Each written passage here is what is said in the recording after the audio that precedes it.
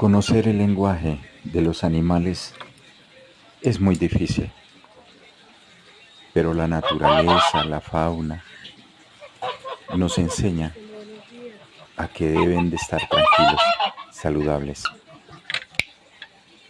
De los animales aprendemos a ser más compasivos y responsables. Recuerda, son creación de Dios.